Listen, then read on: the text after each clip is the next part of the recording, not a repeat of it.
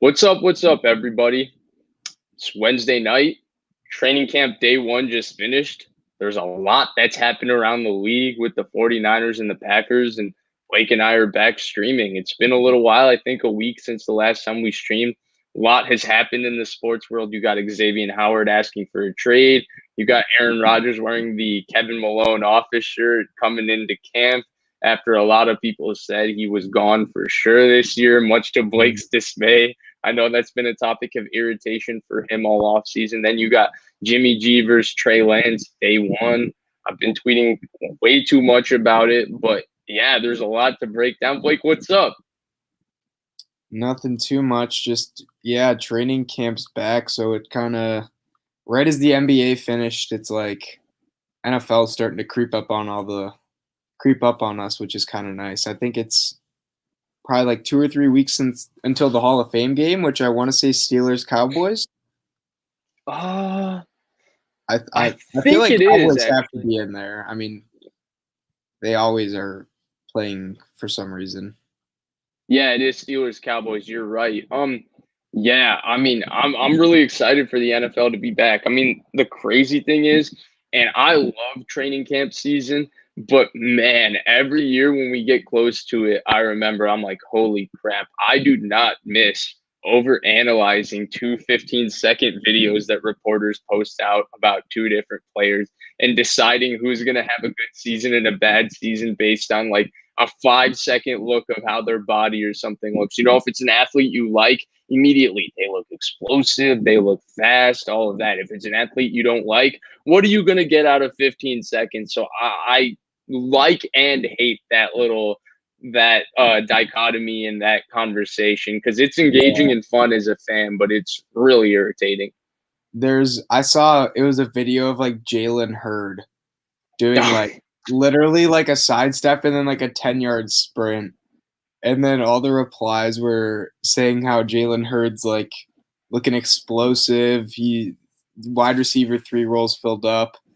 I thought that was kind of fitting right into your point. And then the other thing was like that's who I was thinking of as I was saying it. Actually, yeah, you hear he's in the best shape of his life. Like I don't think I've ever heard a coach say, he looks horrible right now. This is not looking good for him. I think he might get cut. Like it's never anything besides he's in the best shape of his life. He's never felt better. You'll hear that every single year. It's like clockwork, honestly. Yeah. And my other favorite aspect of it, and this is really specific to the 49ers. So the 49ers will put like 5 guys, and these 5 guys are usually there for interviews, like the Kyle Juszczyks, the Debo's, the Trent Williams, like all their premier players, they'll put them up for interviews.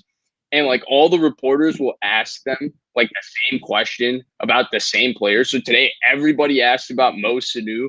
And I guarantee you, everybody's training camp breakdown is going to be like, oh, Mo Sanu after one practice is in the lead for the number 3 receiver job. And I'm not saying Mo Sanu won't win it, but like as someone who's not being able to see the practice, and this is where I did want to shout out Grant because he's the best at this. I appreciate that Grant does his good and not so good list and includes like 17 players in his list because I think those are the details that a lot of us are yearning for when we're not able to see the camp practice. I'm okay with hearing Kyle Juszczyk's like 3 or 4 quotes and seeing an article about it because he's going to talk to the media like 15 more times throughout the season. We're going to get 15 more quotes from him that can be written articles about, but we're not going to be able to hear about, what Kevin White does in practice, for example, after training camp because they're not going to be watching the practices. So it's a big pet peeve of mine because I just wish I was there so I could just take in all the information and see everybody I wanted to see. Unfortunately, I don't get that privilege, but I do want to shout out Grant and just, vent a little bit about that because Grant does do a hell of a job with this training camp coverage. There will be coverage like that for the Packers too. Some of the reporters will like say stuff. And I remember last year, I want to say it was Rashawn Gary. People were saying he was doing a really good job, and he showed out his best year. So, I mean, it's usually like nonsense. All the things that are said about the players and how they're always in the best shape of their life at some point during the off season. But it is nice when people can actually like, report instead of having to see 7 different people say something different about the same person. Right, right. Like, because now you can write an article about Mo Sanu because you got 3 more quotes. The other thing I wanted to say is I think we do need to talk about Rashawn Gary sometime before this offseason ends. Yeah. We got to do a Rashawn Gary topic. I feel like we've talked about Rashawn Gary, just me and you, but we haven't talked about him here. Because I thought one of the Yeah. most underrated things about last season was how well Rashawn Gary played down the stretch. You really put me onto it because I obviously wasn't watching the Packers that Yeah. much. And then I started watching them, and I was like, you're absolutely right. And I He's thought they really would get good. rid of Preston Smith this offseason, honestly, because of how good Rashawn Gary was playing. So I think we do need to talk about Rashawn Gary sometime before the season. Maybe we can do something like our breakout players for For the 2021. Niners or something, Niners and Packers maybe. Definitely, definitely. So we got a packed show, so let's get into it. Obviously, we're gonna talk about Jimmy G and Trey Lance. You can't do a show without talking about Jimmy G and Trey Lance. We're gonna talk about Aaron Rodgers. I mean, how can you not talk about Aaron Rodgers after his bombshell press conference and the fact Yep. that some reporters said there was a 70% chance that he wouldn't return to the Packers, and now all of a sudden he's back with the last dance and all of that. But we got to start with what I think is the biggest news in the NFL right now. When premier players are on the trade block, to me, that's the biggest news. I don't know why this one is not being talked about enough. He did it officially in like a 600-word essay. I didn't have time to read the entire essay, but I got the gist. And that's a top 5 corner in the NFL. The Dolphins, Xavien Howard, has requested a trade. Blake, what are your thoughts on that? Yeah, so this is mainly due to, I guess, his contract, and he doesn't have much guarantees left. And he's the 6th highest paid corner. So in 2019, he signed this extension to become the highest paid corner in the league. He got the extension. A couple years have passed. He's not the highest paid corner on his team anymore. Byron Jones is, and he kind of alluded to that. And I thought that was just off the bat, like that's pretty bold to say. Like, yeah, he's definitely the best corner on the team, but Byron Jones is great, and that's just a weird thing in the locker room. Like, saying how he should be the highest paid corner on the team and all that. Yeah, I don't really. I kind of see where he's coming from. Like, he's a top 5 corner and all that, but he's the 6th highest paid corner. The way the contracts work is if you are the best player or one of the 5 best top 8 players at your position, you get paid like the 2nd or 3rd highest most or the highest. And he hasn't been paid in 2 off seasons. So yeah, people are going to pass him, but he signed a 4 or 5 year extension. I think it's a bit unreasonable to ask for like another contract after you just signed one. And then he went on to say stuff about how he wasn't exactly sure what he was getting into with the contract. It was a quote unquote bad contract. Like, I feel like, that's what your agent's there for. You shouldn't have signed it if you didn't agree. And let us remember, he was coming off of a season where he only played 5 games. In the year before, he played 12. In his rookie year, he only played, I think, 6 or 7. So up until when they signed him, he only had 1 full year of being healthy. Now, this past year, he was healthy, but the Dolphins definitely took a risk by signing him to a mega contract like they did. And now he's saying because of his level of production, he should be like the highest paid again. I don't know about that. I mean, that's just not how contracts work, I guess, but players are having more leverage and that's the way it's going. I do think it is a bit unreasonable after he's still the 6th highest paid corner. Like that's just that's how it is. If he wanted to get another contract after being leaped in the next year or 2, like he should have signed a shorter deal. That's, I think, the bottom line of it. I think it's a bit unreasonable, but if he wants to make more money, go ahead. He has the power to do so. I just think it's maybe a bit rich to do that when you're still the 6th highest paid cornerback. So I'm actually with you. I'm usually very pro player when it comes to contracts and players asking for more money. I always think they should do it and they should get it. Like, there's no doubt about it. But I think it is a 1 year too early for Xavien Howard. And I understand financially why it is 1 year too early, because the Dolphins do have the potential out in 2022. And his money does go down in the last 2 years of his contract. So I think this is his last year where he's really a highly paid player. So I agree with that. Could you argue that he outperformed his contract? Possibly, but I think you would be hard pressed to find a lot of people, everybody would have him in the top 6 of their cornerback rankings. I don't know many people that would have him in the top 2 or 3. I think most people agree that the top 3 cornerbacks in the NFL are some combination of Jalen Ramsey, Jair Alexander, and Marlon Humphrey. Yeah. I think those are the 3.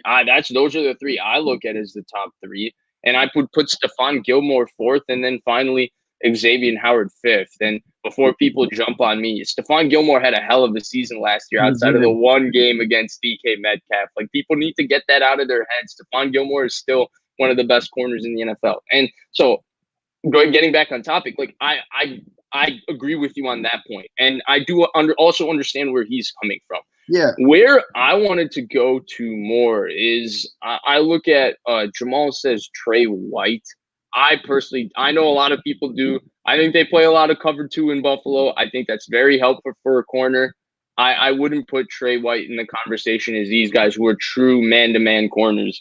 But that's just my opinion. Trey White's still a hell of a football player. But getting back to it, so what I wanted to get to with Xavien Howard, I think we're both in agreement that he does deserve his money in some capacity. He's an excellent player, but I think we also agree that him asking out in this sense, this early into a contract when they paid him with good faith, is also a little bit unreasonable.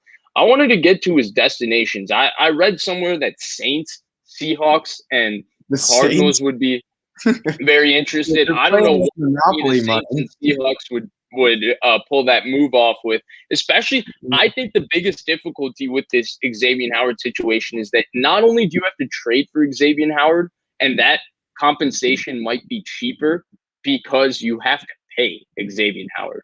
And paying Xavien Howard, you talked about he's the 6th most he's the 6th in terms of average annual compensation. Well, he's paid $5 million a year less than Jalen Ramsey. So if you're going to have to redo his contract, you're going to have to get him into the $20 million range. And getting a defensive player into the $20 million range, to me, is always a scary proposition unless they're truly transcended in their position. We're talking about like Aaron Donald, Myles Garrett, Jalen Ramsey. So I think first, I wanted to ask you, what do you think the kind of trade compensation would be for Xavien Howard? And 2, what kind of teams do you think would be involved in the discussion, and which team do you think should do it? Yeah, I mean, I think with this demand, like, he's not going to say, oh, I definitely want to be the 2nd highest paid. Like, don't pay me more than Jalen Ramsey. He's better than me. Like, I feel like he would never say that. If you're as good as he is, you have the confidence, and he has the stats to back it up too. I mean, 10 interceptions. Like, will we see that again for the next few years? Probably not. To warrant, being the highest paid. Now, is a team going to want to trade a 1st-round pick and then also make him the highest paid corner? That's an interesting question. It was previously reported today, too, that 2 playoff teams called about him. So we don't know who those teams are, but of course, there's a market for him. He's one of the most premier positions, and he's one of the best. So, yeah, people are going to call. But one thing that was interesting that came out of all this that kind of went under the radar, so we know Chandler Jones recently requested a trade. But Gerard Powers, a former cornerback of the Cardinals, actually reported that the Cardinals offered Chandler Jones for Xavien Howard, and I think there's a pick somewhere in there too, like a late-round pick. Not sure what team was giving it up, but the main part of it was Chandler Jones for Howard. The Cardinals offered that to the Dolphins. The Dolphins said no. I thought that was very interesting because Chandler Jones is unhappy with his contract.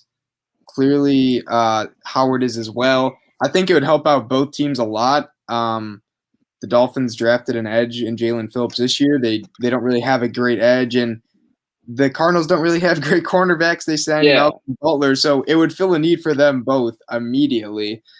I think that makes sense. The money aspect of it, like, they both have very little guarantees, so that both teams would be saving, like $14 million by getting rid of each player, and then, they'd basically just be they'd have dead cap, paying the new guy more money, and then just having a different need filled. So that's an option. I don't know, like, what team has got the financial flexibility to do this right now is my only question. And I don't think he's going in the division. I know the Jets could be an option. They have money. Yeah. Maybe I think a team like the Colts would be interesting, although they don't really play a lot of man. They play more zone. Right, they play cover too, so paying a Yeah. lot of money for Xavien Howard Yeah. doesn't exactly fit what they do on defense. Yeah, exactly. So that would be a team that has money that's kind of, in the all-in mode right now. So those are my two teams, but yeah, I just thought the trade was interesting. That was So proposed. I do want to touch. So I like the Colts as an option. Obviously, not the ideal fit, but they have the ability to get a player like Yes, that, no right? reason. And you look at their defense, and Kenny Moore is a hell of a player, and he had a nice season last year and all of that. But their secondary is really just missing one difference maker because they have a difference maker in their defensive line in DeForest Buckner. And Darius Leonard, though, I think his coverage gets very overrated. He is a difference maker at the linebacker position. So they have two difference makers. They just need one in the secondary. But I wanted to go to the Arizona and the Chandler Jones for Xavien Howard specifically. To me, it doesn't make sense for Miami. It makes a lot of sense for Arizona. And here's why, right? Arizona proved last year that they still have a very good front seven, even without Chandler Jones. Obviously, it's way better with Chandler Jones. He's a top 5 edge player in the NFL, but it's still pretty good without Chandler Jones. They have nothing at the cornerback position currently. They do not have a guy that, you could even look at as a very capable starting corner. I think Malcolm Butler really struggled last year. And Robert Alford, I mean, what are you going to get from Robert Alford? I'm not sure. Malcolm Butler, to me, has not played good football since he was benched in the Super Bowl. He's really struggled. And he's really struggled when he's had to play man coverage in those kind of situations. So I'm not a big fan of that. And I think that, having an Xavien Howard would do them a lot of good because I still think between Watt, Jordan Phillips, you throw in Zaven Collins, who they drafted, and you throw in Marcus Golden, that's still a pretty competent front seven. Yeah. And then you add a difference maker like Xavien Howard in the secondary. I still think you can have a good defense. The reason I don't think it makes sense for Miami is because of the way they play defense, right? Flores comes from the Belichick school of defense where they don't want to pay edge rushers because they manufacture pass rush by being able to cover with their corners. Yeah. That's why they paid Byron Jones. That's why they paid Justin Coleman. That's why they drafted Noah Igbinoghene in the first round from Auburn. That's why they paid Xavien Howard in the first place. They feel like they can manufacture pass rush. And now they already drafted a pass rusher in Jalen Phillips who could be a Chandler Jones type player if his concussion things work out. Like, I'm not saying he's like Chandler Jones, but he can be that top 5 edge player. He has that potential.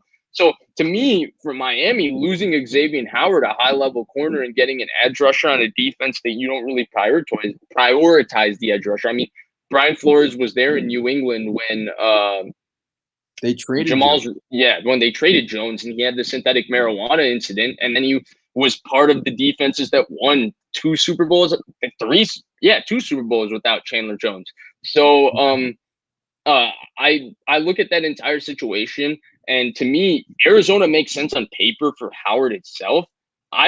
Jones to me for Miami as the compensation doesn't make sense. But then you look at picks, right?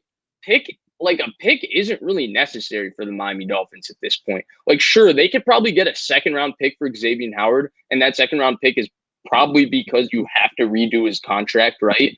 So you're likely not getting a first at this point for him. Maybe you get one. I'm not sure. I'm just saying that just because of how the DeAndre Hopkins trade went down. But then again, Billy O'Brien was part of that trade scenario, so there's no telling what would actually happen. Yeah. But if you ask me and you ask me about what would happen with Xavien Howard in terms of compensation, to me, Miami needs to get a premium player, preferably an offensive lineman, but then they have a heavy investment in their offensive lineman, then probably a receiver, but they've also just drafted Jalen Waddle 7th overall, but they need to get some sort of premier player in return for Xavien Howard. To me, they don't need picks. They don't really need, and Chandler Jones fits the example of a premier player. I just don't think he plays the position that they need.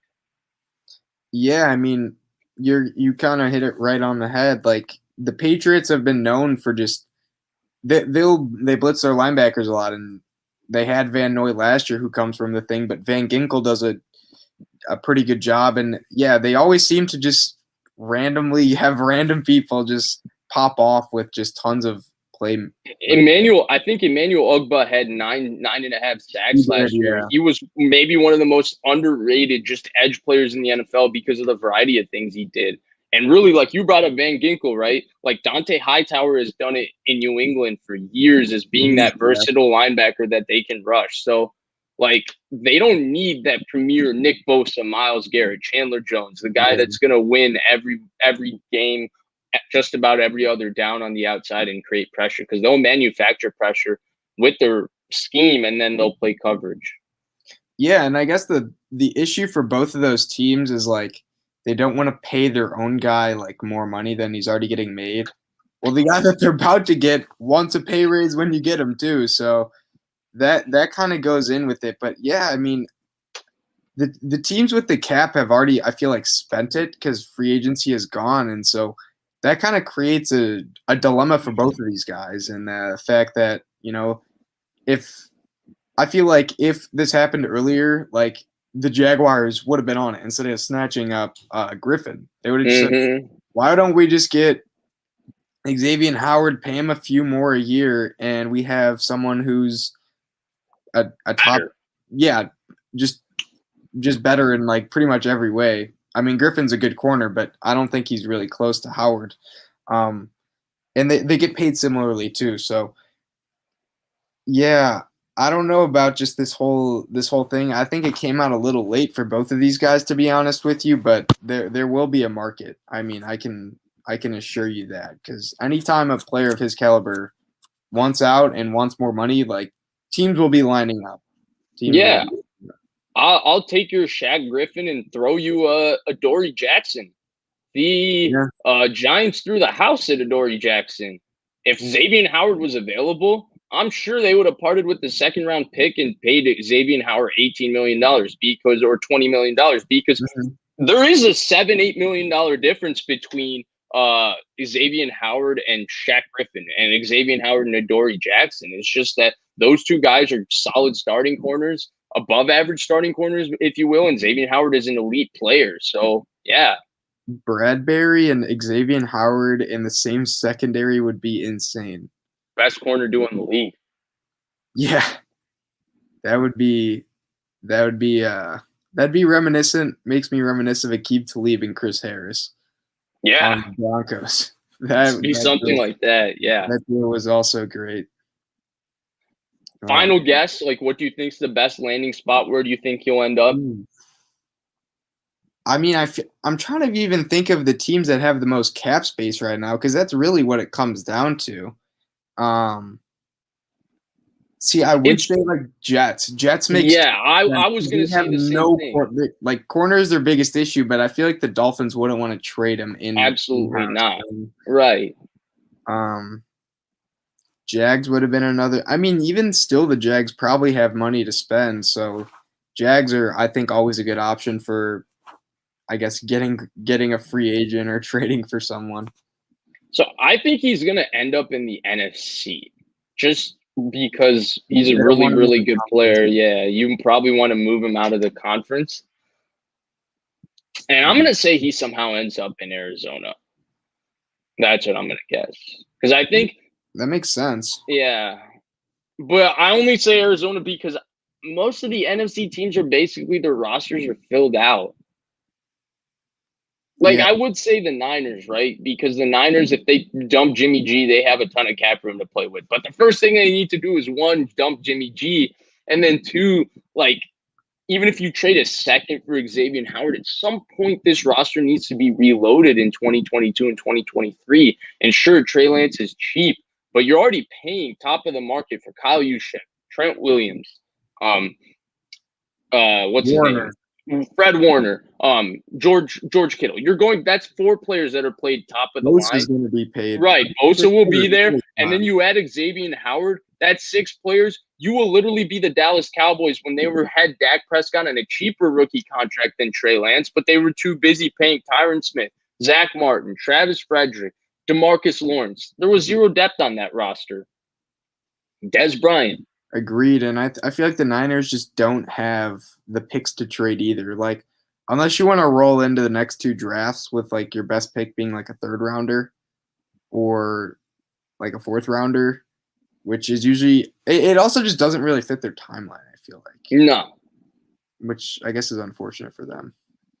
And then the Saints are always an option for anything because they somehow do it. I mean, yeah. If Mickey Loomis was $200 million under the cap, I feel like he could figure it out and where they need to be.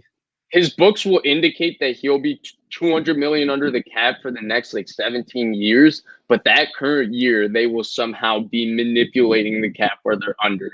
It'll be unreal. Yeah, the Taysom Hill void years are always coming. Dude, the Taysom Hill, just throw in another 2 more Taysom Hill void years. Why not? Well. Turn his contract into a 6-year, $300 million contract. They should. So that's the end of Xavien Howard. We threw out kind of predictions at the end, more just where we feel where they're going. Blake said Jacksonville, I think. Yeah. And I threw out the Cardinals. We're not convinced about either, but just off-the-cuff predictions, which brings us to quite possibly Blake's favorite topic of the offseason. This is a topic that he's loved talking about the entire offseason, and it finally came to somewhat of a conclusion today with Aaron Rodgers' really raw, clear press conference that was very honest, very forthcoming, and provided a ton of clarity to the entire situation. So without further ado, Blake, I'm just going to give you the floor, sit back and listen to you talk about your quarterback, your quarterback, the bad man that he is, Aaron Rodgers. How did you feel about his presser? Yeah, I love first off, Tom Pelissero just asked a great question, probably the most open-ended question, so that he basically just said, explain yourself and, tell us everything you want to say. So shout out to him for just asking a great question. I thought he was very just honest about the whole situation. And, I think his main thing was he wasn't a part of it's not about the money, right? He said that time and time again. It's just more of he wants to be part of the recruiting process. He wants to be more involved with personnel decisions. And this all came back to, and we kind of memed it earlier, was Jake Kumaran, and how I want to say it was Schefter or Rappaport or maybe Demovsky, but someone said when the Packers I think it was Schefter. I think it was too. He basically said when Jake Kumaran was cut, that's when that was the end of it. There was no going back. That was a line that was crossed. And he talked about that today a little bit, and he said he wants to be more part of the team decisions, and they cut Kumaran when Rodgers thought he was the second best receiver in camp. And I thought the best part was when he said basically the front office has been just disrespectful to veterans and people that should get more praise. And he listed 10 dudes. He said James Jones, Charles Woodson, Julius Peppers, Clay Matthews, John Kuhn, Jordy Nelson. There's a few more I'm missing in there. Charles Woodson. No, I was just going to say, the other thing is that the Packers are a very old school organization in the fact that, Ron Wolf is still involved. They're a very, very draft develop organization, and they believe in moving on from players and drafting new ones to replace them. So they get rid of their veterans 1 year too early rather than 1 year too late and replace them with young players that they draft. They've done it in their secondary for years. They did it with Clay Matthews very recently. And drafting Rashawn Gary, that's just what they do. And another quick side thing, just because I think it's always funny, Jake Kumerow is Nick Bosa's first cousin. Really? Yeah. Nick Bosa's mom's brother's son is Jake Kumerow.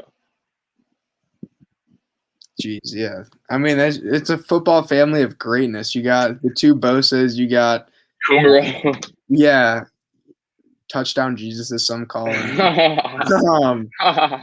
But yeah, I think the thing with the veterans was basically the fact that they either got no offer or they got really lowballed hard. I want to say Jordy was given they offered him a minimum contract after he was making a lot, over $10 million a year. So That I understand, and I think everyone understands where Rodgers is coming from. And it's more about wanting to be a part of the personnel and getting people to come and, when they're recruiting free agents saying, hey, like you get to come play with me. And that is one of the biggest factors in going to Green Bay is, you're competing for a championship. That's been the drive this past decade and how they've got people. So I really think the FO or the front office is they have to make a decision, right? They either need to cave in to what Rodgers is saying. They already did with his new contract and that he has more flexibility, but I really think this is going to be a big moment for them in how they go about their future with Mark Murphy and then Brian Gutekunst, the GM, and how they want to run the operations. Do they take this and say we can't be in like this bad light like this anymore and sort of change up what we're doing, or will they continue with Clay Matthews, one of the best edge rushers we've had in our organization, and they don't really give him a proper farewell tour, and they kind of just say, thanks for your time, see ya. What will they do? That's what I'm interested to kind of see in the near future. Yeah. And there's a lot to unpack. I really like everything you said. I agreed with all of it. And I do agree with your final conclusion too, that it's a turning point. And I do want to say that Mark Murphy's comments this entire offseason, I don't think leave the Packers in any type of place to tell you that things are changing anytime soon. Yeah. I think Mark Murphy has actually been, frankly, a little bit disrespectful to Aaron Rodgers with his comments this entire offseason. To touch on his press conference, to me, the most important takeaway from his presser, and I think it should be the broadest takeaway, is it's quite simple to me. He was not angered by the Jordan Love pick that much. I think Aaron Rodgers shows you that he's enough of a professional within this business that he understood why they took Jordan Love. He was more angered by the fact that he doesn't get to be involved in any sort of discussion for what they do as a quarterback. And to me, that makes no sense. Like when you have a quarterback like Aaron Rodgers, like, sure, I'm going to ask you who you prefer throwing the football to because we're probably winning games because of you. And to me, that's really the most important point. Like, I think it doesn't get talked about enough, right? Right here, Red and Gold said that Brady's willing to pay for more money than Rodgers so their team can build a complete roster. And I think that's fair, and I think it's a good point. And history and data tells you it's a good point. But if you're Aaron Rodgers, you're probably sitting there saying, well, if you keep Jake Kumerow and he's on the field instead of Marcus Valdes-Scantling and Equanimeous St. Brown against the Bucs, we're likely winning. That's probably the way he looks at it, right? And you might not look at Jake Kumerow as that much of a difference maker. I definitely don't look at him as that much of a difference maker, but you can point to enough personnel blunders that the Packers have made over the years where they could have won if they just did X, Y, and Z, even with Rodgers making that much money. They just refused to do it, right? Kind of. I mean, you could say that about every team in the league. That's fair. And that's fair. I mean, this kind of brings me to another point that, like, we haven't talked about here, but the whole Rodgers has no support. I understand the defensive aspect. The defense has let him down a lot, but you can't tell me that they haven't had a top 5 O-line for the majority of his career. They've surrounded him with talented receivers. Like, I feel like they, at least on the offensive side, like, they've surrounded him with talent. Greg Jennings, Randall Cobb, Jordy Nelson, James Jones, Jermichael Finley. Scheme argument. Like, the scheme argument was relevant with Mike McCarthy. They have a ground-breaking scheme. Like, what Matt LaFleur and him did last year, all the RPOs, everything they did where they took the Shanahan offense and gave Rodgers the leeway he wanted at the line of scrimmage was groundbreaking. It was they were amazing. It's very friendly too. Yeah. It really is. Yeah, so I agree with all of that. I think my biggest thing with the Rodgers doesn't have enough help. It's not that he doesn't have enough help, right? It's not like they're a playoff team every year because of Aaron Rodgers. He has a big part to do with it, but they also have a playoff roster around him. I think when people say Rodgers doesn't have enough help, I think they're pointing to those one or two things that they lack, to get them over the top to the Super Bowl. Like, maybe when you're 15-1 and Aaron Rodgers has the single greatest quarterback season ever, you don't have the 32nd ranked defense in the NFL. Yeah. Oh, wait, you do. And you drop 5 passes in the divisional round, and now you're losing to the 10-6 New York Giants with Eli Manning. You know what I mean? Yeah. No, they're definitely there's definitely spots where they could have been more aggressive. And Right. they could have, I guess, like to relate it to the Patriots, they traded a second-round pick to get Mohamed Sanu from the Falcons because they knew their receiving corps wasn't good. Mohamed First for Sanu, Brandon Cooks. yeah, they traded a first for Cooks. They made moves to win now. The Packers have not really ever had that mentality. They've kind of always been preparing for like 2 to 3 years down the road. Yeah. And there They're is a a level conservative of organization. there is a level of like doing that. Like there definitely is a level of you want to have sustained success, but I mean there comes a point where you just gotta say like what we're doing isn't working. We need to try something else. Whether that's firing the coach, maybe being more aggressive, maybe drafting for the present instead of 3 years down the line. There definitely is an argument to be made there. And I think you brought up the point. Rodgers said it himself. This has nothing to do with the draft last year. I mean, after how he played, I don't think he was worried about losing his job to any rookie. Whether that rookie is Trevor Lawrence or Zach Wilson, he really could not have played much better. It was video game numbers, 48-5. That is unprecedented. So yeah, I don't think he's really worried about his own performance. More about the way the organization wants to go. Yeah, 100%. And just to touch on it, right? And I feel like there's a lot of unnecessary scrutiny on Jordan Love. To this day, I actually don't think drafting Jordan Love at the point they did was a bad draft pick. Now, do I agree with trading up for him? That's the part that gets me. But I had no problems with them drafting Jordan Love. Sure, you have Aaron Rodgers, but he's already 38 years old. At that point, he had played 16 seasons in the NFL. He did not play particularly well relative to his standards. He was still a top 2 or 3 quarterback in the NFL, but 2019 was definitely a step down from what we're used to seeing. So I understand the thought process. Okay, let's try to get a developmental prospect with a ton of physical talent and get him ready in a good system in 2 years. So I didn't have a problem with that thought process. Yeah. But I do agree with Aaron Rodgers when he says that he should be more involved. And I don't know why Jake Kumerow is the example. I wish there was a stronger example. Like I fought the table for us to draft, and I sat there and said, we must draft, player X who turned out to be an all-pro, or we need to sign player Y who turned out to be an all-pro. Because, Jake Kumerow feels a little bit like, you're arguing over somebody who might be impactful, not discrediting Jake Kumerow is, what did you call him? Jesus?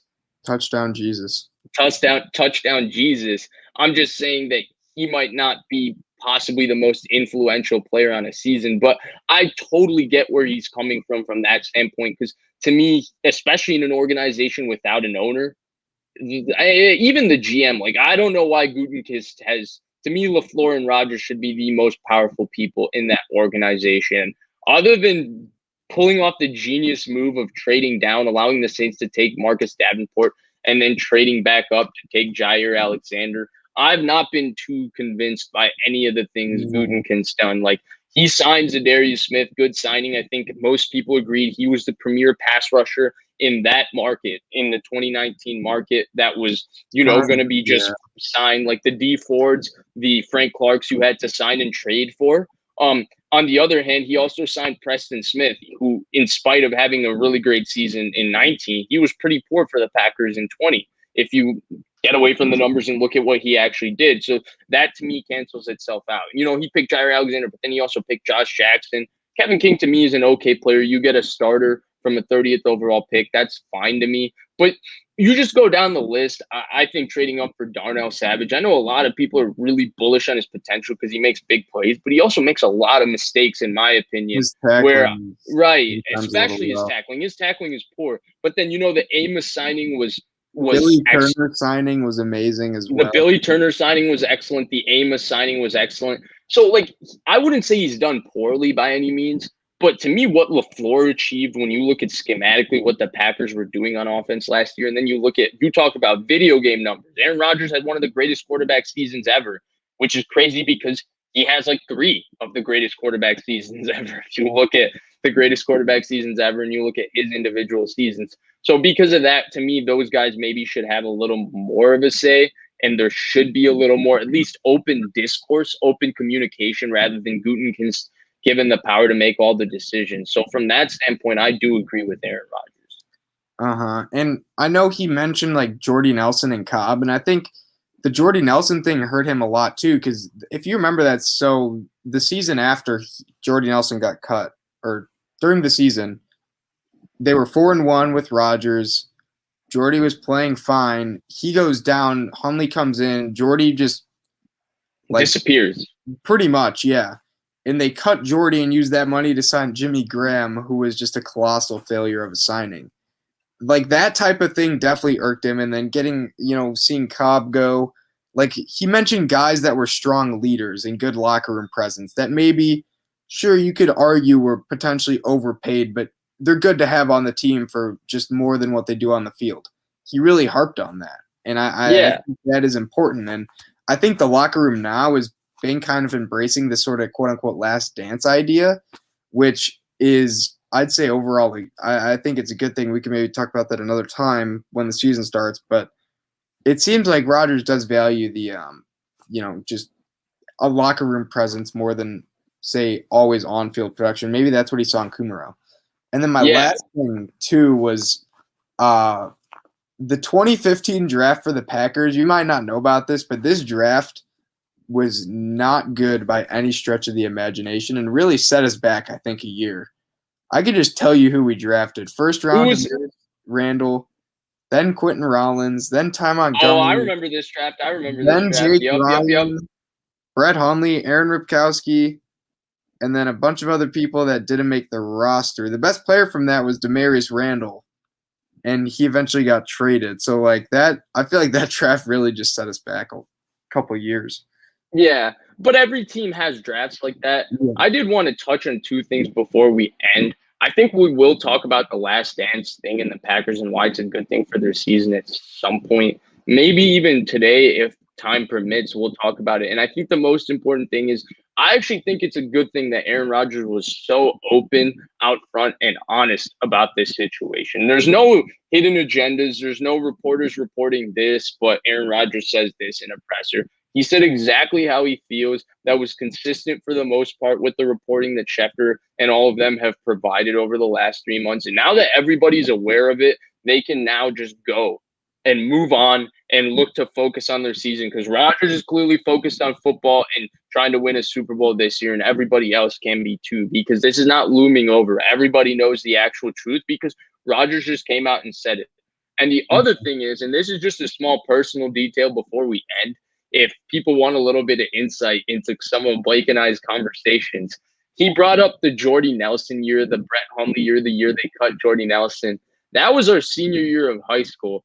And he and I used to argue just about every single day on who was a better wide receiver between Jordy Nelson and Davante Adams. I was still married to Jordy Nelson at the time, especially based on his production. I wasn't really buying into the Davante Adams hype train. Blake was all over it, and we used to argue about that. So just a funny little insight. Blake ended up being right. Davante Adams was really maybe even better than he thought he would end up being. But yeah. A lot better than I thought. If you remember, his rookie year, he was pretty good. He had the great game against the Patriots, but his second year when Jordy tore his ACL in 2015, everything was awful for them. People called him Drop Vontae. That's what people called him. And he had a lot of drops, and he had a sophomore year slump. He had a bad ankle, but he was pretty rough that year. And then he struggled to separate. Yeah. And then with Hundley, he kind of took off for whatever reason. I don't know. Yeah, they were an all-time great duo. I'll always look back at the Antonio Brown game on Sunday night that season when, the Packers played really well. They forced turnovers and put their offense in very fortuitous situations before Antonio Brown ended their season with 2 ridiculous catches ended that game. And Chris Collinsworth said, well, man, I don't think Aaron Rodgers could have played any better than Brett Hundley. And that was my cue to just turn off the TV. Because if they played that specific game with Aaron Rodgers, they would have won by 25. Yeah, I mean, there was a famous clip in the game where it was like Jordy Nelson running down one of the sidelines like wide open and just like Brett Hundley completely missing him. I still remember that image to this day. But that was a crazy game, though. That was one of Antonio Brown's like I guess Kodak moments with that sideline catch that he somehow got in. Yeah, for sure. So let's move on. We talked about Aaron Rodgers. We talked about Xavien Howard. Let's get into some quarterback stuff. So obviously the topic surrounding the Niners this entire offseason is going to be Jimmy G and Trey Lance. This is something we actually have not really talked about on this show. You heard my opinions on the Jimmy G and Trey Lance situation just because I've had to go talk about it in different mediums. I mean, Grant and I talk about it every week. Grant loves talking Jimmy G, Trey Lance. And I talked about it once on another show, but I haven't really talked about it. Blake hasn't really talked about it. Now, we get into training camp, and apparently both of them looked great today. There's a couple of highlights circulating on Twitter of Trey Lance and Jimmy G both dropping dimes. So, Blake, I'm going to give you the floor first. What do you think about both Trey Lance and Jimmy G looking good day one of training camp? And how do you think this entire situation is going to play out? What do you think the Niners should do? Everything. Yeah, with Jimmy G looking good, I guess I'm not surprised. When he's been healthy, he's been a really good quarterback. It's never been about his ability. I mean, even you, I remember during 2019 was telling me how great he was. And yeah, I mean, he did what he needed to do, and he was really good. I think the only issue people really have with him is his availability, and that really just in my mind is kind of the only issue with him. Now I know he definitely has missed some throws here and there, but most teams would be happy to have him. I feel like he's a solid starter. Yeah, I'd say he's an average to above average starter that, if you have the right supporting cast, you can go far in the playoffs, and they've proven that. So I'm not surprised he's doing good. I guess it's good that Trey Lance is also doing well. I mean, you'd never hope that he would be doing bad, but it does happen. I know there was some reports that maybe Tua wasn't looking great as people were hoping, and Zach Wilson's not at camp. There's other quarterback issues that could be happening. So anything positive about Trey Lance is good. And I know I guess one thing I really wanted to touch on was Shanahan saying that Jimmy G is the starter. He will start at the beginning of the season. And I guess he was basically gassing up Jimmy G. And I was like, okay, I think part of this is that he does like Jimmy G when he's healthy and really have success. He's also just trying to drive up the trade value a little bit by kind of saying, man, Jimmy's really good. I like it a lot. Jimmy's my best friend, this, that, and the other. I mean, the writing's on the wall. When you talk to or call about as many quarterbacks as they did, clearly they want another quarterback there. It's on the wall. Like you don't just look at 15 different quarterbacks and be like, oh yeah, Jimmy G's definitely going to start when you're looking at the Staffords, the Rodgers, the Trey Lances of the world. So I thought that was kind of funny how he's still doing his best to kind of give the facade that, yeah, Jimmy is our guy. He's starting for us when, I don't know, he won't be there much longer. Seems to be the verdict. But yeah, that's pretty much. I agree with just about everything you said. So starting off with Jimmy, yeah, not too shocked that he looked great. He's never been really a great practice quarterback, so maybe that aspect of it is surprising. Yeah. But like you mentioned, he's been a solid player when he's healthy. Nothing like crazy good, not one of these like franchise type quarterbacks, not even one of these like above average quarterbacks, I would say like the Dak Prescotts. But he's right there with one of those guys where if you get the right roster, there's no doubt you can win. He's a starter in the NFL. He's not one of these guys that should be benched or anything. He's an actual starter in the NFL, right? If you had Jimmy G as your quarterback, you have a chance to win a lot of games with the right roster because he's a solid starter. So I agree with that. I don't see a problem with that. I wanted to touch on the second part you talked about because I think that's really important, right? I think the writing is clearly on the wall for the 49ers, right? No matter what they keep saying about Jimmy G, whether he's a starter and all of that, their actions have been very clear. They flirted with Tom Brady after Jimmy G's greatest moment so far in his career, which was being part of the team that went to the Super Bowl and having a pretty good season in 2019. No doubt about it. They still flirted with Tom Brady. Then you go through okay, he's the GOAT. Fine. Next offseason. Well, after Jimmy G is hurt for most of the season, plays hurt, doesn't play well, but you could make the case, I guess, he's hurt. They flirt with Matthew Stafford. Fine, you're flirting with the top 10 quarterback. Fine, they were really into Deshaun Watson too. Kyle Shanahan volunteered that information. Fine, that's a top 5 quarterback. But then after they couldn't get either of those guys, a month before the draft, they trade 2 firsts, swap it for another first, and trade a 3rd-round pick to go get a quarterback at 3. And it wasn't because they did it for Trey Lance. They did it for the right to study Mac Jones and Trey Lance further and ultimately make the decision on Trey Lance. And that's where they're at. So what does that bring me to with Trey Lance looking good? To me, this is important because to me, if Trey Lance looks good and he looks good consistently and they feel good about his grasp of the offense and his ability to play, there's a good chance he starts day one. Why? This team has showed you they are not committed to Jimmy Garoppolo as their quarterback. You and I just laid out the reasons. When you trade that much for a quarterback, and I want to keep driving this point home because I think people are under the impression that this is somehow a quarterback competition. Trey Lance doesn't have to be better than Jimmy Garoppolo to start day one. He just has to be good enough to be able to do every single thing that's required of him to be their quarterback. Because he's only going to get better playing. So even if he's maybe 90% of what Garoppolo is, there's more to gain for the franchise from playing Trey Lance, who's their future, their present, and who's their present and their future, than playing Garoppolo, who's their past, right? And to me, that's really, really important in this entire conversation because this isn't Garoppolo versus Trey Lance anymore. To me, them keeping Garoppolo, calling him the starter, one, you talked about the trade value. The other thing is it's just smart PR, right? Tomorrow, what if Trey Lance, right, today is a one-off and he struggles through training camp, right? Guess what you can say?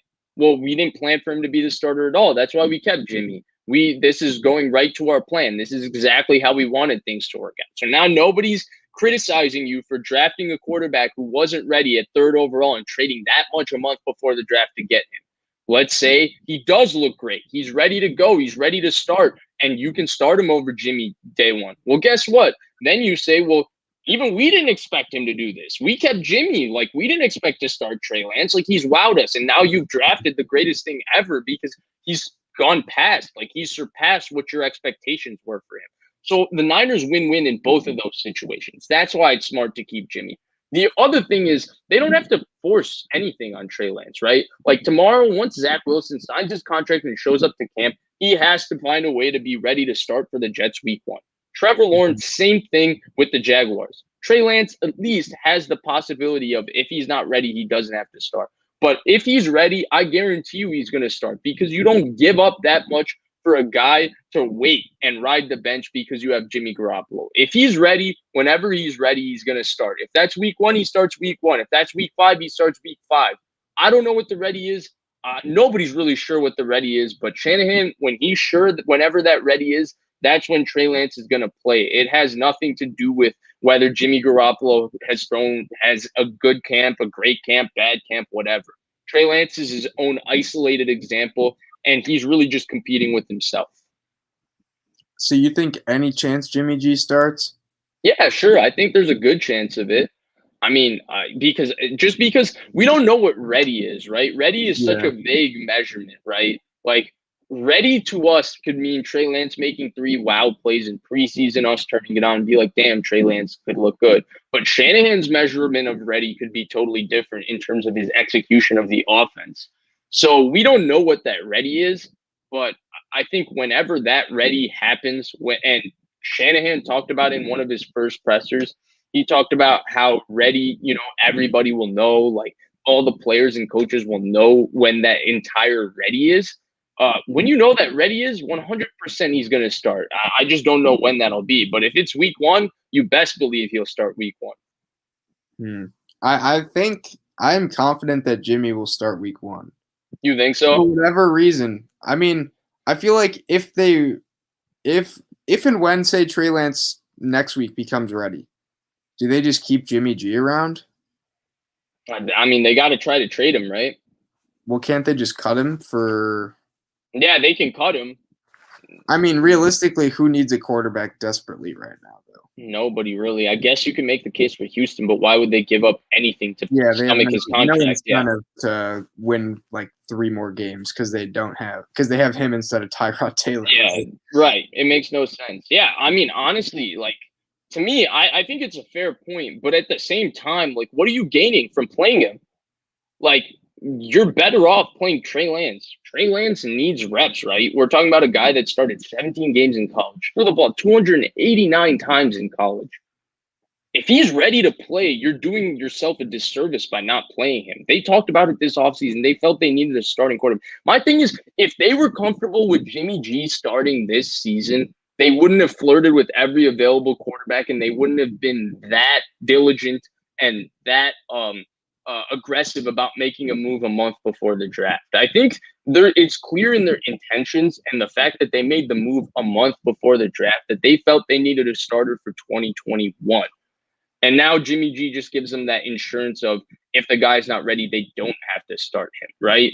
Like, I mean, who trades a month before the draft that much draft capital to get a guy to sit on the bench for 1 year for Jimmy G? Yeah, my only thing is like that's an expensive insurance policy. He's an expensive. Yeah, that aspect. That's what I can't get my mind around. I can't like wrap my mind around that because I feel like at the moment Trey becomes ready. You know what? I think is most. You know what I think is most likely going to happen? He'll play, or they'll just have him in case Lance gets injured or something. No, I think that what's going to end up happening is that he starts maybe like 1 or 2 weeks. They do, and teams do this crap all the time, and I don't get why they do it. Remember, Tom Savage played 1 half. And then the Texans decided, no, we should play this guy named Deshaun Watson, and he throws for 19 touchdowns in 7 games. You know, like what's his name? Played Joe Flacco, played 8 games. You know, they did the same thing, but they drafted Lamar Jackson 32nd overall, but they traded up for him. They said, no, we need Joe Flacco. They were 4-4. They were like, oh crap, our season is not going well. Fine. Let's go put this guy named Lamar Jackson in, and oh no, we go 6-2 and he takes us to the playoffs. Like, do you think Lamar Jackson likely wasn't better than Joe Flacco if he started week 1? I tend to think that he would have been. Or like the classic example, and everybody thinks that this example applies, is Patrick Mahomes, right? Like since Alex Smith started that 1 year and played really well, like Patrick Mahomes all of a sudden, like that made him. Guess what? 1 year. Do you think that 1 year of sitting made Patrick Mahomes throw 50 touchdowns his second year? His first year of starting was one of the greatest quarterback seasons of all time. He threw for 5,000 yards and 50 touchdowns. How many quarterbacks have done that in NFL history, right? Only Peyton Manning, right? Maybe, yeah, I would have said 5,050, I think, is only Peyton. 1 year of starting isn't doing that for him. Yeah, but I think here's the thing, though. Would you say Jimmy G is more close to Alex Smith or a Brian Hoyer or a Mike Glennon or a Tom Savage? No, he's definitely because here's the thing. I would say Jimmy G's like I would say the situation's more like the Chiefs in the sense that Jimmy G is actually a good player. Like you can win games with Jimmy G. No, you can't. If you put Tom Savage on that Niners team, they would not have gone to the Super Bowl. If you put Mike Glennon, Tyrod Taylor, Andy Dalton, whatever like player that's like a veteran quarterback, I don't think they would have gotten that far. And that's where I agree. Like Jimmy G is actually a quarterback that you could sit someone behind. Realistically. I think Bengals Dalton could have taken that 49ers team to the Super Bowl. And I know people are going to say, oh, what did Bengals Dalton do in the playoffs? Jimmy G threw the ball 26 times in 2 playoff games for them to get to the Super Bowl. I think Bengals Dalton was more than capable of having a playoffs of throwing the ball 26 times and making it to the Super Bowl, especially if 3 of those 26 throws are right to Eric Kendrick's hands and he drops them. But so I agree with that aspect of it. What I did want to say about that is I actually think the other comparison then, right? Alex Smith Mahomes is one. What about Wentz Bradford? Bradford was a similar player, if you remember, to Garoppolo at the time that they drafted Wentz. He also was injury prone. He also had a pretty throwing motion. He also was capable when he played. He was just constantly hurt. And you can make comparisons to Wentz and Lance. Wentz had injuries in his 2 years of starting.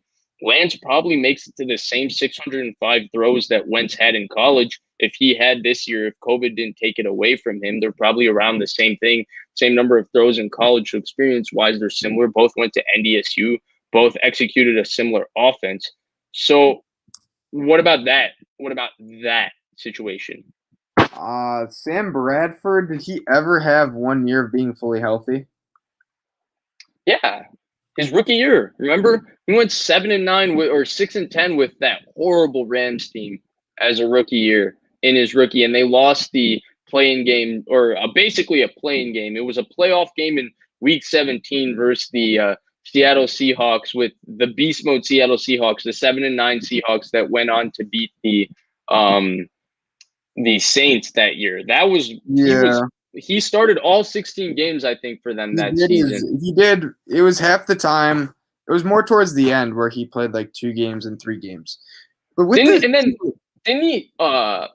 The year before, the first year he was traded to Philly, didn't he play like 15 games? For Philly, with Chip Kelly? Yeah, with Chip Kelly. 14. Yeah, and he had 19 touchdowns and 14 interceptions.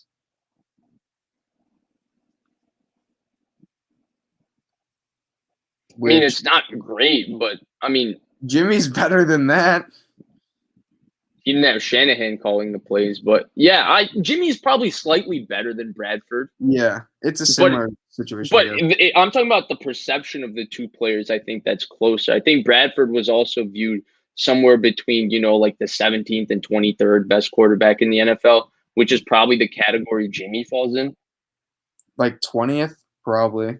Yeah, 17 to 23, somewhere in there. Probably 20th. I'd probably put him like 21st or 22nd. Yeah, somewhere there. Maybe. I mean, if you factor in injury history too, but yeah, I think he's definitely more than capable of going. Bradford would not have. I don't know. Bradford also was the check down king. I'm pretty sure he had one of the highest completion percentages. Yeah.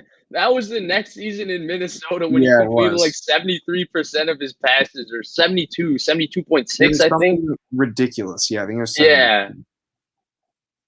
And I remember the irony of that situation after they traded him, because of Teddy Bree's injury. They were able to get a 1st and 4th for Sam Bradford, and the 5-0 Vikings, because the Vikings started 5-0 that year and fell off, and their defense was dominating, because this was the year before the Case Keenum year.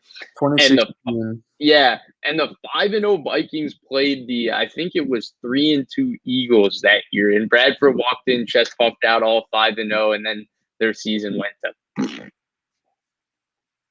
Yeah, and then he went to the Cardinals, got like $20 million guaranteed, and played 2 games. Right. He was another example of, let's start Bradford for 2 games. Okay, he's not very good. Josh Rosen. Or Tyrod Taylor for 2 games. Though. He would just get season-ending injuries left, right, and center.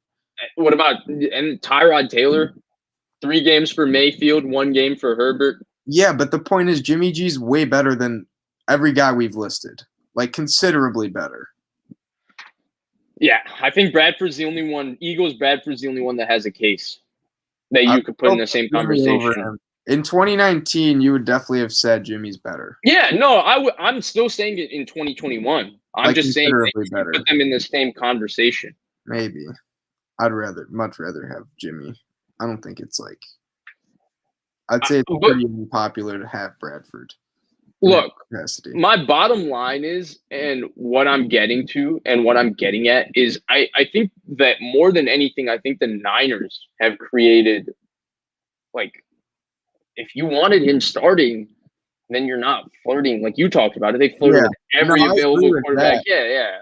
I just don't understand what's the end game with Jimmy. That's what I don't either. I don't get it either. I don't know why they haven't provided like clear clarity on, like, they clearly don't like him as much, right? I mean, you don't flirt with every quarterback if you love your starter, right? I think that's clear.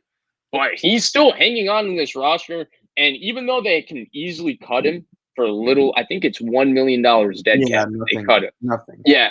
And they can do a lot of different things with this contract. He's somehow still here making $26 million this year, which is I'm with you. That's the part of this that makes no sense. But to be honest, the way the Niners have handled the entire quarterback situation, and I think we can maybe talk about it another day, to me has not exactly been like they have a clear plan on what they wanted to do at They quarterback. have no clear plan. Yeah, to me, it feels like they pivoted from Stafford to Watson to ultimately they liked Trey Lance and Mac Jones from day one. And because they couldn't get Stafford and Watson, they made the move up and they decided on Trey Lance and they got their guy eventually. Like they eventually got there.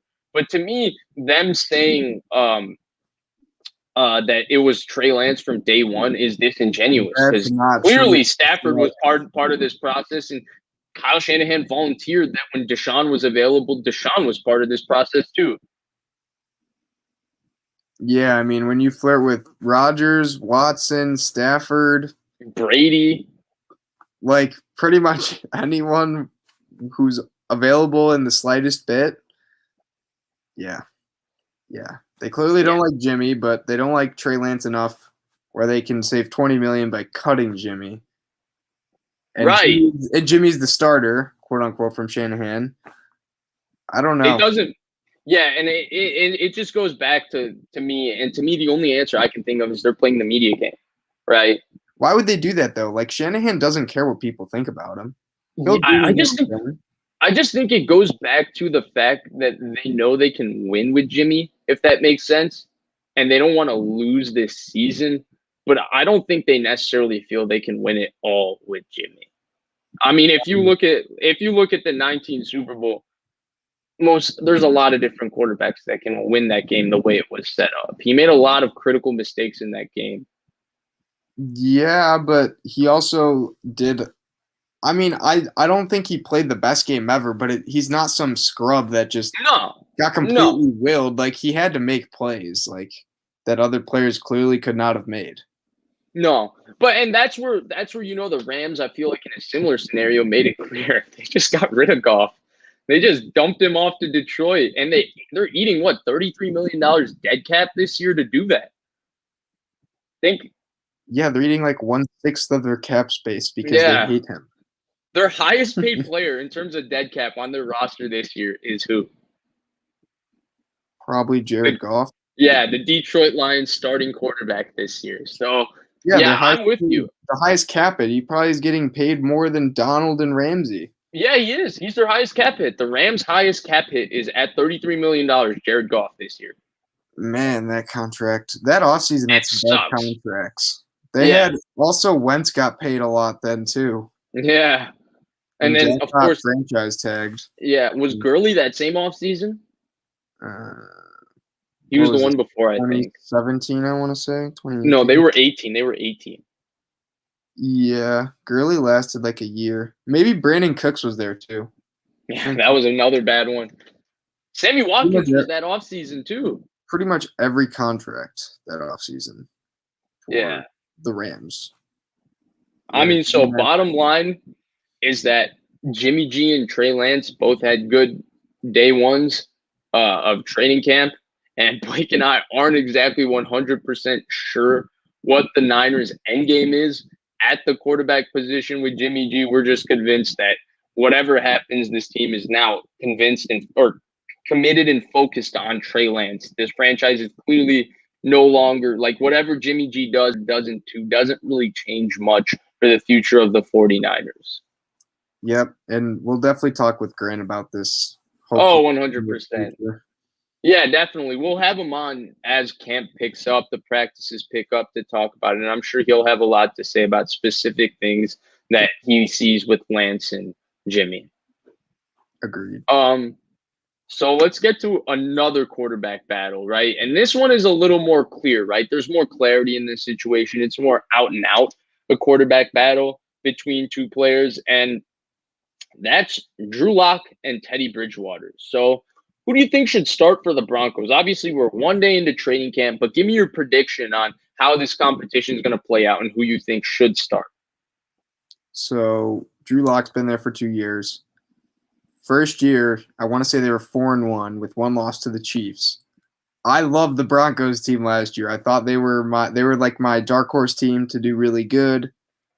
And Drew Lock just kind of at least showed me he's not that guy. I get the arm talent, but that really is kind of about it with him. I don't think his decision making was quite great. Costly, just at critical times, just the worst mistakes. Watch the end of the Patriots game, and you'll just be dumbfounded by some of the throws being made with 2 minutes left. And I'm still going to say they're going to start Drew Lock because here's why. He has the arm. They took him in the second round. He has been injured. Their O-line's still not the best, so he kind of has that excuse going for him for a little bit.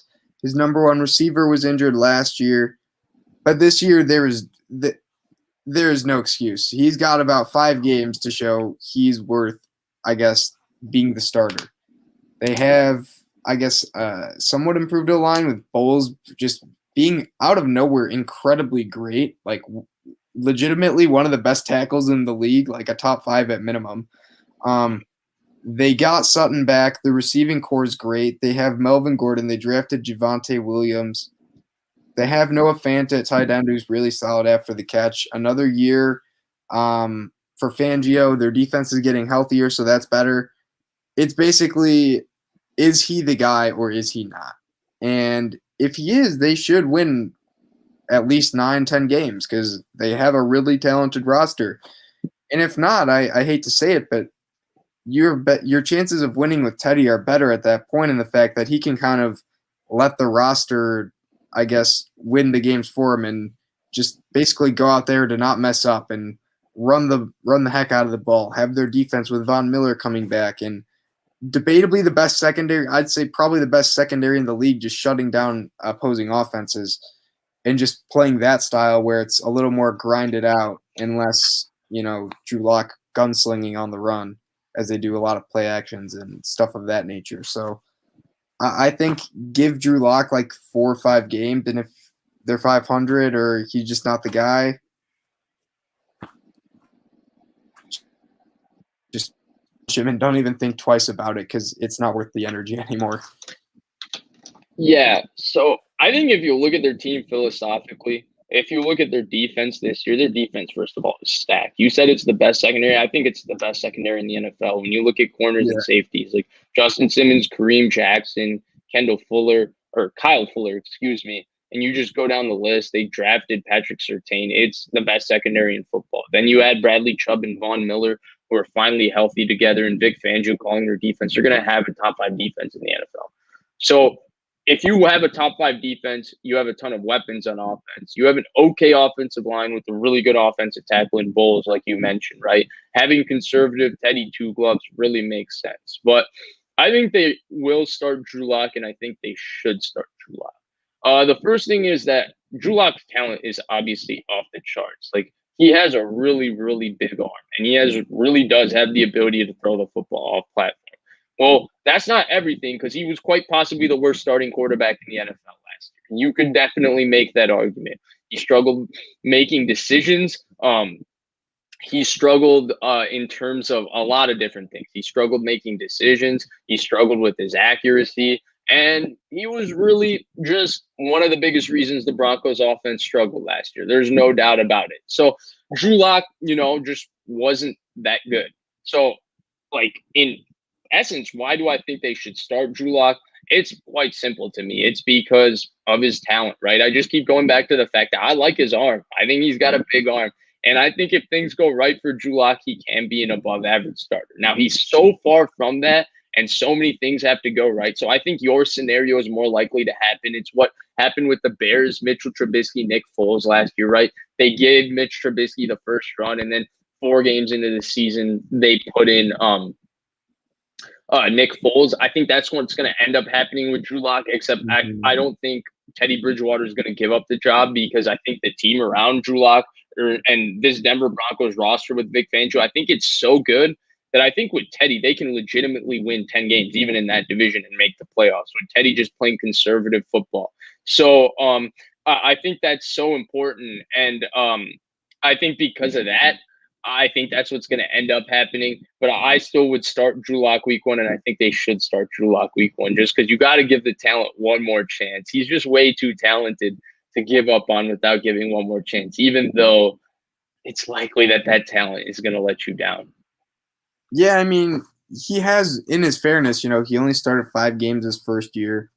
This past year, he was out a little bit, so with COVID.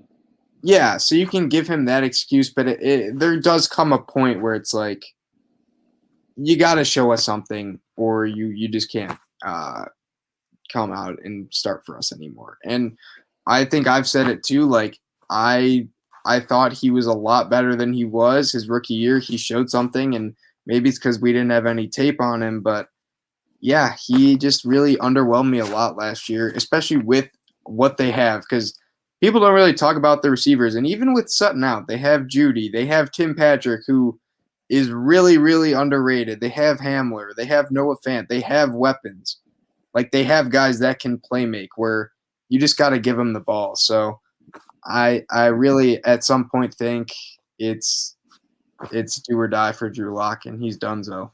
I think eventually that'll be the case, and Teddy will take over. And Teddy did fine on the Panthers this past season. Like, they weren't going to win like any playoff games or anything, but they were a really competitive team. And I would say that the Broncos offense has more talent on their side, especially if McCaffrey was injured. Yeah, McCaffrey. I mean, it was basically you're comparing the receivers of the Panthers, right, to the receivers of the Broncos. Yeah. And those are somewhat comparable.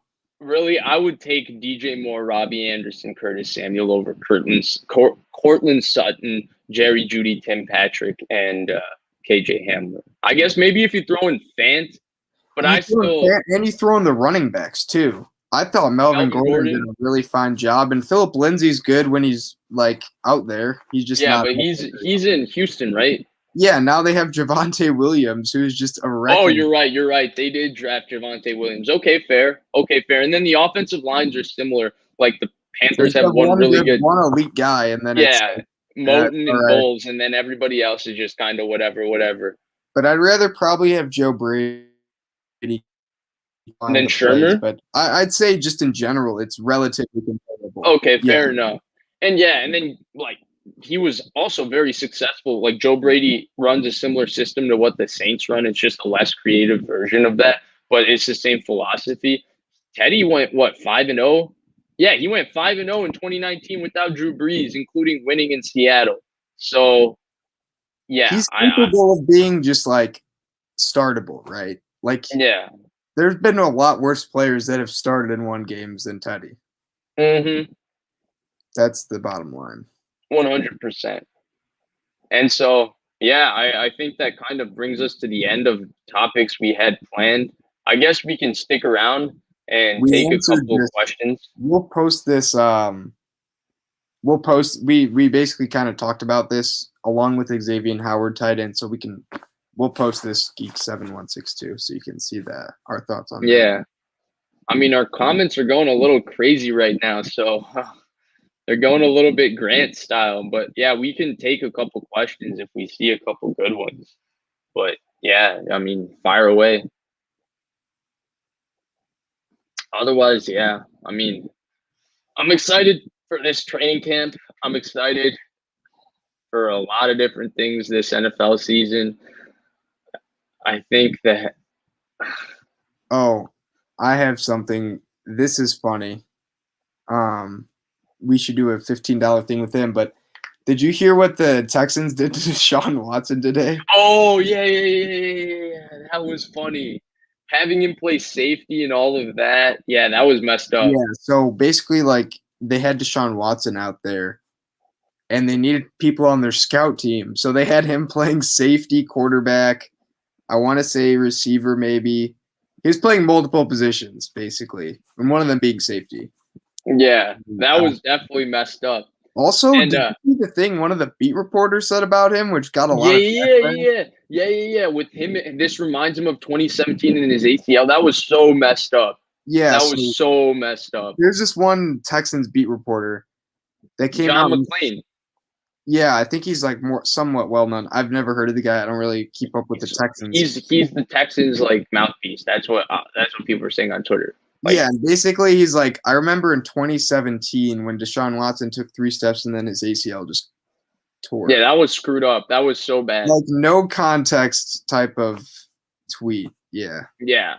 And real quick, Pinor, where the hell is Noel? Noel's actually in Africa right now. He's having a little bit of a vacation, but we'll bring him back on soon. We still have to talk about CP3's legacy to his face with him a little bit. So we'll definitely talk about that. And then, of course, the NBA draft is coming up, right? I think it's Thursday, right? yeah. Maybe free agency.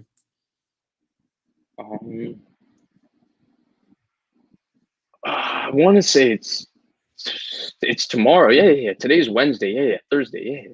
So it's tomorrow. My Pistons, it's over. They're about to get their superstar. I'm excited. Whoever that is, I will be on the bandwagon. I will be watching every Pistons game, whether it's Cade. It's most likely Cade. Maybe there's a chance for Jalen Green. But, Blake, Pistons are up next. Maybe Shai Gilgeous. We'll see.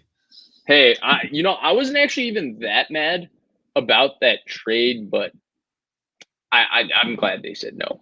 I mean, you're talking about a new big three of Beef Stew, Sadiq Bey, or for those who aren't affiliated, Beef Stew is the man Isaiah Stewart, and then you throw in Sadiq Bey, lights out 3-point shooter, had the most games for any rookie with 5 3-pointers in one game, more than Steph Curry's rookie season. Just wanted to point that out. And then you throw in my man, Cade Cunningham, the future, with Killian Hayes. Woo!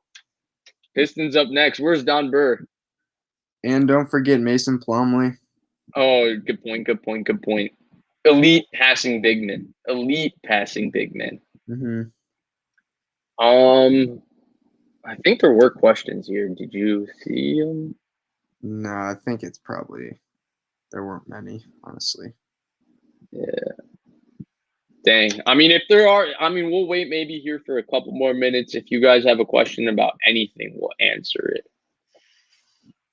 Yeah, this is the question I have right now. We're talking about Detroit sports. Where the hell is Don Burr? Detroit versus everybody.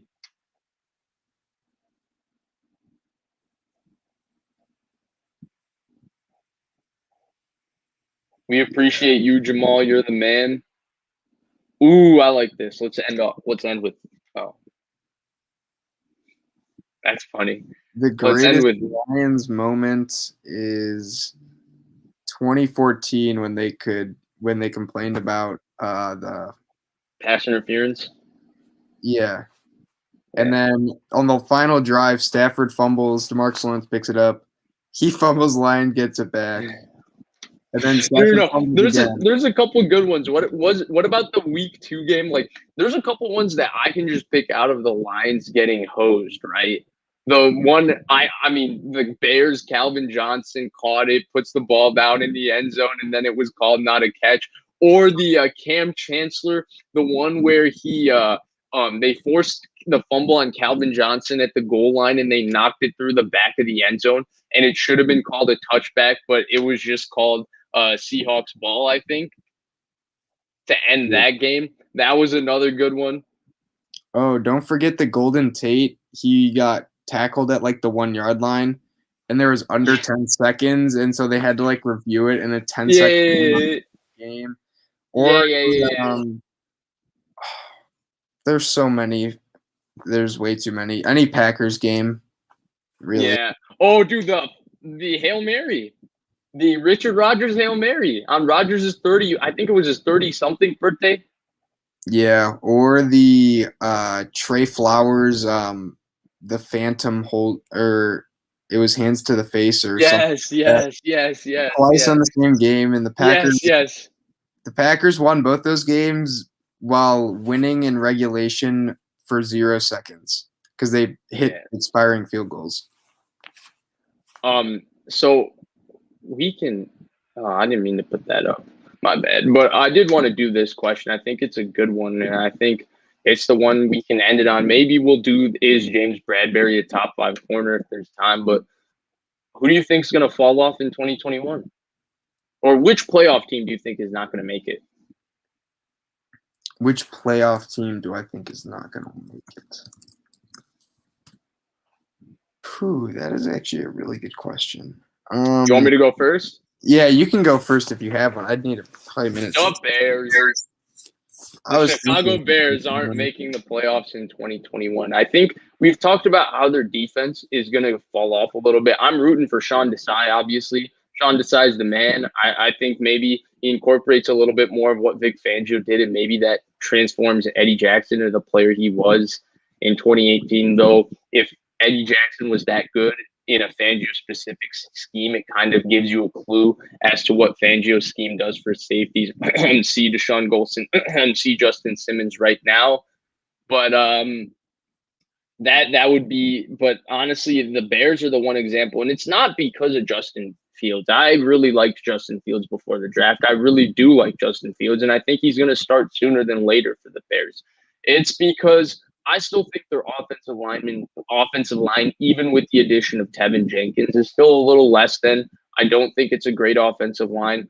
I understand that David Montgomery finished the season strong, but that was a totally different style of offense than what Nagy has run with the Bears, or what Nagy or Andy Reid or any of his disciples run in terms of having a wide zone run game and running a lot of play action bootleg offense, bootlegs off of it. That's more in the Shanahan-McVay tree. With Nagy re-seizing the play calling, I have concerns about the play calling, the offense in general. And then my biggest thing with Fields and him starting, if you remember with Trubisky, one of the biggest problems the Bears had was implementing the quarterback run game. They did not do a good job of basically Mitchell Trubisky's maybe greatest strength is his ability to run the football. And the Bears did a horrible job of being able to emphasize that strength for his entire tenure there. Well, Justin Fields is a way better runner than Mitchell Trubisky. He's also a better thrower, but he's a hell of a runner. It's one of the best things he does. And he's a special runner. And I have questions about whether Matt Nagy can design a run game that takes advantage of it, whether the run game takes advantage of what the momentum Montgomery had at the end of the season. I look at it like that. And then I look at how reliant their defense is on Khalil Mack and Akeem Hicks, and both of those guys are a bit older, and Akeem Hicks especially has been battling injuries the last couple of years. I just have question marks across the board. And then I think Minnesota's much improved, especially the addition of Michael Pierce. Obviously, he's going to play this year, and Dalvin Tomlinson. I think they're bigger in their interior defensive line. Sheldon Richardson also was a timely signing with Michael Pierce's injury. I think that Minnesota is going to be a much better football team. And so I think that's going to give the Bears a bit more competition in the NFC North. And because I think the rest of the NFC is going to be better, I think the Niners are going to be healthier. I think Arizona is going to be a bit better. I think the Rams are going to be good. Seattle is going to be good. Obviously, Tampa Bay is going to be good. I think when you look at the entire picture, I just think the Bears are going to be that one team that doesn't make the playoffs. Yeah, Caleb Austin, who asked this question, brought up the Steelers. That would have been my other answer. Yeah, that's who I was actually going to say. Yeah. I think them and the Saints are probably the teams that are the most obvious that everyone's saying. I mean, I haven't really heard anyone say like the Seahawks aren't going to make it. I guess maybe a few people, but no one's like saying the Packers aren't going to make it. So my thing with the Saints is they're 8-1 in the last 2 years without Drew Brees, and like as good as Drew Brees is, he's an all-time great quarterback, probably one of the 10 best quarterbacks in the history of the NFL. He was kind of the reason they lost in the playoffs the last 4 years. They had the best team in the NFL over the last 4 years. There's no doubt about it. They had the best team in the NFL in 2018. They got screwed by the pass interference that wasn't called pass interference, but Drew Brees was also terrible in that game. They had a very, very good team, and they went, 13-3 in 2019 and didn't get a bye because the Packers and Niners also went 13-3, and they lost to the Minnesota Vikings, and Drew Brees was terrible in that game. Drew Brees was terrible against Tampa Bay last year when they had a better team, honestly, than everybody. They probably had the best team in terms of being comparable to Tampa Bay, honestly, in terms of just pure roster, top to bottom. So I just look at it, and it's not that I believe in Taysom Hill or Jameis, but I look at the roster is still stacked. Sean Payton's still the coach. I don't see why they can't be pretty good. He did not carry them in the regular season. They went 8-1 without him the last 2 years. I mean, I still think they lost a lot of people, though. Like the Trey Hendrickson. Who are they going to throw to besides Kamara? Because they don't have Cook. They don't have and Thomas is hurt. Thomas is done for a minimum of 5 weeks. Like Traquan Maybe this is Smith, the year Traquan Smith dude, we've ascends. been waiting for this Yeah. for the last, like, I feel like half decade. Here's my argument, though. If Taysom Hill starts, they're not going to be throwing the ball anyway. Yeah, but they're also not going to be able to play the Falcons defense and the Broncos with Deshaun Hamilton at quarterback. And the Eagles with Jalen Hurts. No. All fair points. I agree with it. And I think I would have been way more bullish on them prior to the Michael Thomas injury. I think after that, I'm definitely a bit more down on them. But relative to the Bears, I just trust Sean Payton and I trust their overall roster a bit more, which is why I think the Bears and the Steelers, who you were going to touch on before I interrupted you, are more likely to fall off. So go ahead, my bad. Yeah, I mean, for me, it's pretty much just their offense. Like, their receivers are awesome. I think they have one of the best receiving cores in the league. I love Najee Harris. I just cannot understand or wrap my mind around what they're doing with the O-line. And it wasn't good last year, and it only has gotten worse this year. Kendall Hilton was Deshaun Hamilton's another receiver. Yeah. But yeah, I mean, I still don't understand what they're doing with that O-line, and it's mainly their division's a lot better. Their division's really strong. So that's kind of a concern for me as well. And I don't know what's up with Big Ben. He's getting up there in age. Is he as efficient as he was? No. Is he still an all right quarterback? I'd say he's all right. Yeah. But yeah. He's not going to have more than 2.5 seconds. And as much as they want to throw, in routes or screens or slants to Juju 15 times a game, there comes a point where that just doesn't work. Yeah. So my take on the Steelers is they're obviously not going to have a losing record just because Mike Tomlin doesn't know what a losing record is. Like, that guy has had a 500 record with Mason Rudolph and Duck Hodges. That's crazy to me. The thing to me is that I think their defense is going to fall off. I know they retained everybody, including Tyson Alu, besides Bud Dupree, and they were pretty fine without Bud Dupree at the end of last year. I just think their defense just won't be as good because that's just how defenses go in the NFL. I think that attrition is going to catch up. I think Stephon Tuitt's 1 year older, Cam Hayward's 1 year older. I mean, they're still dominant players, but I think their defense on the whole is just going to take one step back. I mean, at the end of last season, people were having a little more success with their defense. I mean, the Browns had some success with their defense, though they were aided by Big Ben turning the ball over every other play to start that football game. Then, yeah, Ben is still all right. I'm with you. And I like the receiving core. But I even with Najee Harris, their offensive line, I just question if they can run the football. And they haven't been able to really run the football since Le'Veon Bell was there. Their offensive line is a huge question mark across the board, though they drafted some people. So I'm down on Pittsburgh because of that. And then I just like Baltimore and Cleveland better in their division. That's really what it comes down to. I love Cleveland's roster top to bottom. And I just think Baltimore is similar in the sense that they have question marks too. I just like Lamar Jackson more than I like Big Ben. Yeah, probably like Lamar Jackson more than anyone on the Steelers offense by a considerable margin, probably. Easily, yeah. Yeah. But yeah, guys, that kind of wraps it up. We appreciate every single one of you watching and sticking with us for all 1 hour and 33 minutes. We will be back sometime soon doing some live stream. It'll probably be a little more Niners related. Maybe we'll get Jason or Grant or one of the people who went to camp to come on and do talk about the practice and all of that. Maybe if there's any surprise NBA trades, we'll stream about that. Maybe if there's more Packers news, we'll definitely talk about that. We definitely got to talk about the Packers last dance. So there's a lot more to come. Please like, share, subscribe. Comment down below on your reactions to the Xavien Howard topic, the conversation about the Niners in training camp, the conversations about who's going to start for the Denver Broncos and, the Aaron Rodgers press conference. Whatever your thoughts were, comment down below. Thank you so much for joining us, and we'll see you next time.